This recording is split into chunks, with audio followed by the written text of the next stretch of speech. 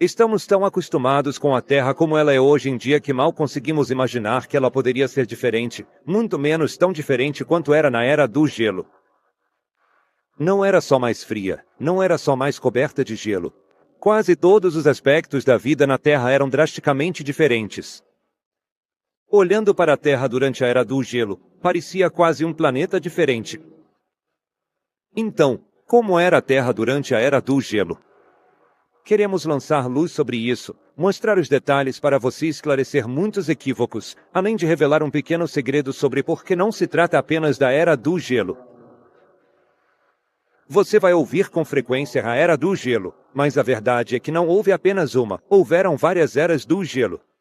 Os cientistas determinaram que já houve pelo menos 5 na história da Terra. A mais antiga que conhecemos é a Uraniana, de 2,4 a 2,1 bilhões de anos atrás. Depois, a Criogeniana, de 720 a 630 milhões de anos atrás. Depois houve a Andina-Sariana, de 460 a 420 milhões de anos atrás.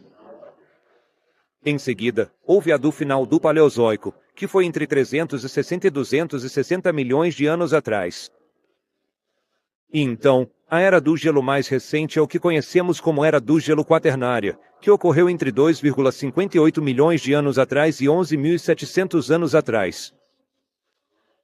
Então, quando você pensa nisso no grande esquema das coisas, não faz tanto tempo assim. Todas as eras do gelo variam, é claro, mas compartilham muitas semelhanças. E quando as pessoas falam sobre a Era do Gelo, geralmente estão se referindo à Era do Gelo mais recente, a Quaternária. Para todos vocês, especialistas em dinossauros, que lembram que os dinossauros existiram principalmente entre 245 e 66 milhões de anos atrás, vão perceber que a Era dos Dinossauros se encaixa perfeitamente entre as duas últimas eras do gelo e, na verdade, eles foram extintos mais de 60 milhões de anos antes dessa última Era do Gelo surgir. Portanto, a Era do Gelo não matou os dinossauros, e os dinossauros não eram as espécies predominantes vagando pelo planeta coberto de neve há alguns milhões de anos. Então, quais animais existiam naquela época? Animais da Era do Gelo. Como mencionamos, os dinossauros já tinham desaparecido quando essa Era do Gelo mais recente começou. Aqueles répteis gigantes não dominavam mais a Terra, então, quem dominava? Havia muitas espécies de animais que se adaptaram à Era do Gelo, e até algumas que prosperaram nesse período. Existiam os ursos das cavernas, que geralmente pesavam entre 360 e 900 quilos, sendo que os maiores chegavam ao tamanho dos ursos polares atuais. Havia lobos terríveis que vagavam por todas as pradarias. Curiosamente, eles eram menos aparentados ao lobo cinzento e mais próximos do chacal africano. Havia veados e antas, ambos sendo os alvos preferidos dos tigres dente de sabre, donos de um dos conjuntos de dentes mais famosos da época. Existiam muitos animais maiores, parentes distantes dos que temos hoje, mas bem maiores. Havia castores gigantes, e se você acha que os castores de hoje já têm dentes grandes, alguns castores gigantes tinham dentes do tamanho de um cachorro-quente. Em vez dos nossos bichos preguiça modernos, a Era do Gelo tinha preguiças gigantes terrestres. Não aquelas preguiças fofinhas de 5 quilos que você vê penduradas em galhos de árvores. As preguiças gigantes terrestres tinham cerca de 3,5 metros de altura quando ficavam de pé sobre as patas traseiras e podiam pesar até 4 toneladas.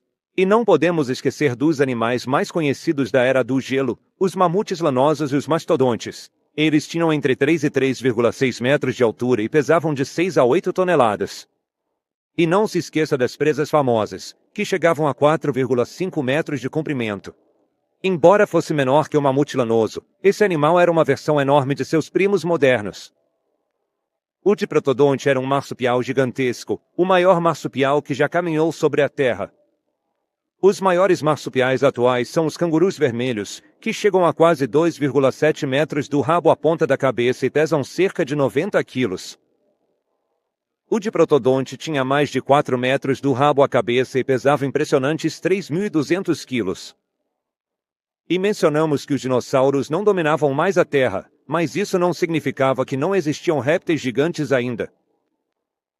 Embora uma era do gelo torne difícil para um animal de sangue frio viver e prosperar, ainda havia alguns, especialmente na Austrália, onde as temperaturas não caíram tanto. Havia crocodilos e cobras gigantes, e o grande tio do dragão de Komodo, um lagarto monitor chamado Megalania. Esse predador de topo podia chegar a impressionantes 7 metros de comprimento. Mas não podemos esquecer dos nossos parentes distantes, os Neandertais, que também existiram durante a Era do Gelo. Embora os Neandertais não estivessem prosperando tanto quanto esses outros animais, eles sobreviveram. Mas como era caminhar pela Terra para os Neandertais e para todos esses animais, e como eles conseguiam sobreviver continuamente? Os detalhes. Nem todo animal conseguia simplesmente sobreviver em uma Era do Gelo. Mencionamos os répteis gigantes que conseguiram prosperar em lugares como a Austrália porque lá não era tão frio. Ser de sangue frio era uma necessidade para eles. Mas outros animais, como o mamute lanoso, eram enormes e tinham pelos em excesso, perfeitamente adaptados ao frio. Na verdade, eles se alimentavam da vegetação que se tornou a principal forma de vida vegetal durante a Era do Gelo. O mamute lanoso, especificamente, usava suas presas de 4,5 metros de comprimento para cavar debaixo da neve, revirar o solo e encontrar arbustos para se banquetear. Esse era outro motivo pelo qual havia tantos animais de grande porte. Quanto maior você é, mais quente consegue se manter em temperaturas frias, pelo menos no caso dos mamíferos. Hoje, o gelo cobre cerca de 11% de toda a Terra, mas durante a última Era do Gelo, cobria aproximadamente 25% do território. Não só era constantemente frio, como também era seco. Os níveis de água nos oceanos eram muito mais baixos do que são agora. As estimativas indicam que estavam mais de 120 metros abaixo das posições atuais, o que significa que muitas partes da plataforma continental estavam expostas. E, por causa disso, havia muito mais pontes de terra e enormes camadas de gelo ao redor do globo, conectando lugares que hoje estão separados por vastas áreas de água. Por exemplo, você talvez já tenha ouvido falar da Ponte de Terra de Bering, que conectava a Ásia à América do Norte e permitia que as pessoas atravessassem de um continente para o outro. Essa ponte de terra agora é um estreito. Mas se você olhar para o país insular da Indonésia, antigamente havia muito mais terra naquela região. Na verdade, é chamado de um continente perdido, Sundalândia, que era toda uma área por onde pessoas e animais podiam atravessar a pé. A Irlanda estava conectada à Grã-Bretanha por uma enorme camada de gelo, e a Grã-Bretanha tinha uma ponte de terra para o restante da Europa. Até o Japão costumava ser ligado ao resto da Ásia. O Mar Amarelo estava completamente seco, e o que hoje é o Mar do Japão era apenas um lago.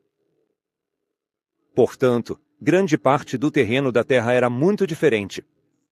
Não só essas áreas de oceanos e mares estavam baixas e secas, deixando terra para os animais atravessarem, como grande parte dessa terra era gelo, completamente congelada. Havia a vantagem de ter mais terra, mas não era tão conveniente assim quando essa terra era composta por gelo perigoso, gelo que às vezes era tão espesso que se tornava impenetrável. Para os animais em busca de alimento, isso podia ser um problema. E as temperaturas geladas obviamente também eram um perigo. Os animais precisavam adotar estilos de vida específicos apenas para suportar o frio constante. Caso contrário, as chances eram de que poderiam ser extintos. Como você provavelmente já sabe, existem diferentes tipos de plantas em diferentes estações, climas e temperaturas. Ainda havia vegetação nessa época, embora fosse muito diferente do que existia antes e depois da Era do Gelo. Muitos dos animais que prosperaram nessa época eram aqueles que se alimentavam regularmente dessas plantas, e isso foi parte do motivo pelo qual muitas dessas espécies da Era do Gelo foram extintas quando a Era do Gelo chegou ao fim. Você pode pensar que, se esses animais conseguiram sobreviver à Era do Gelo, poderiam sobreviver a qualquer coisa. Por que tantos foram extintos quando o planeta começou a esquentar? Claro, eles estavam acostumados a climas mais frios, então o aquecimento seria uma grande mudança para eles, mas uma grande diferença foi a mudança dramática na vida vegetal. Os grandes mamíferos que se alimentavam de vegetação viram o clima esquentar, viram seu habitat se transformar em algo inadequado, não conseguiram manter seus habitats à medida que os arbustos se espalhavam, e tudo isso foi péssimo para eles. Some-se ao fato de que os humanos começaram a caçar ainda mais durante esse período, e você tem um motivo a mais para explicar por que esses herbívoros foram extintos.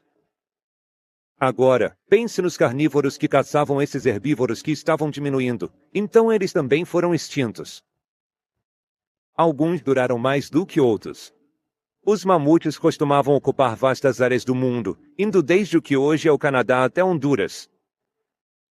E embora a maioria deles tenha sido extinta há mais de 10 mil anos, quando a Era do Gelo finalmente estava deixando nosso planeta, arqueólogos na verdade encontraram fósseis de mamutes em ilhas do Ártico, provando que eles ainda existiam há apenas 4.500 anos. Eles estavam apenas se mudando para lugares mais frios e mais adequados. Isso significa que os mamutes ainda existiam na época em que os egípcios estavam construindo as pirâmides. A Era do Gelo era muito diferente do mundo de hoje, e foi há muito tempo, mas, na verdade, não tão distante assim no grande esquema das coisas. Se aqueles mamutes que dominavam as terras durante a Era do Gelo ainda existiam enquanto os humanos construíam estruturas, isso mostra o quão próxima a Era do Gelo esteve de ontem.